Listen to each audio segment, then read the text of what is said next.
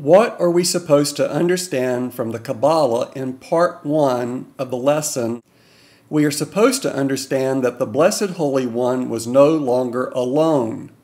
The inner and outer vessels were simultaneously broken for the sake of the creation of free will, which is rebellion, the force that allows one to choose between one thing and another, the force that allows one to choose between good light and dark light, the force that had been contained and concealed within the divine image of the outer vessel just before the primordial point, which is Chokhmah. It means that the Holy One had to contemplate the rebellion that is in free will in order to have unimagined companionship. For up until the creation of free will, all that had existed in nothingness was only the imagination of the Holy One's divine will. In the breaking of the inner vessel, the sacred number 20, Dot was created with 1/10 of the divine spark from Yesod, making Yesod the sacred number 9. Therefore, Dot became the sacred number 11, which created an imbalance within the outer vessel that caused the outer vessel itself to break.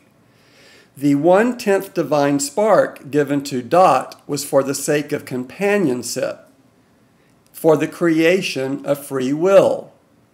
This is the celestial complementary mystery and revelation of the creation of companionship and free will that occurred in the breaking of the Adam as it is revealed in the Torah when she says, "It is not good for the Adam to be alone.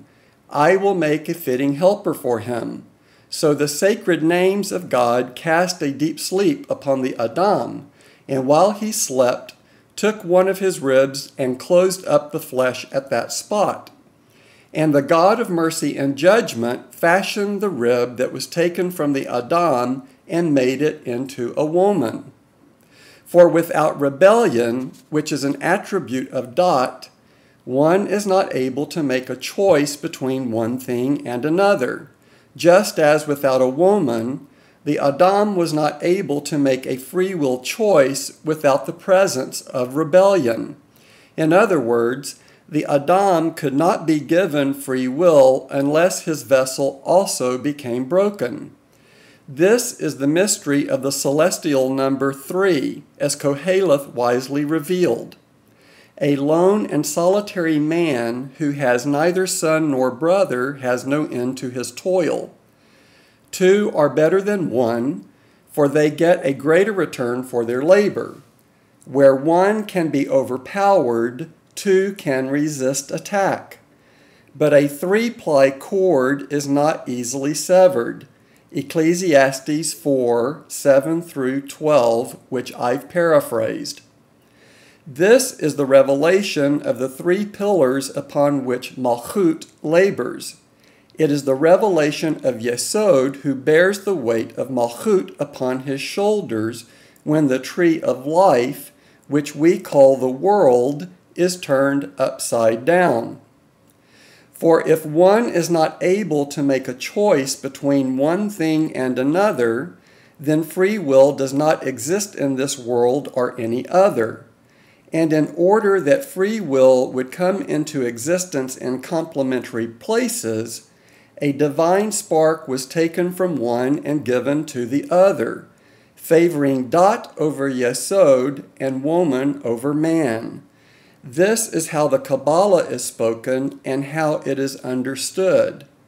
This is how strife came to be between 2 brothers, not man and woman, wife and husband.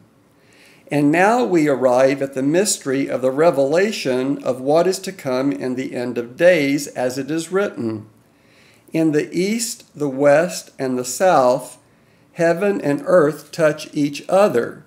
But the north God left unfinished, that any man who announced himself as a god might be set the task of supplying the deficiency and stand convicted as a pretender." Pre 3, Psalm 2, and Psalm 16, Baba Batra 25b. This is the age in which we live, the days leading up to the time when Dot is brought back into the tree of life in order to be set the task of supplying the deficiency. My next lesson will be on the sacred number 99, a natural double 9 in the gematria. For the sacred number 99 was formed when 1/10 of the tree of life was cast out, leaving a vacuum for the creation of the little face. Until next time, peace and blessings.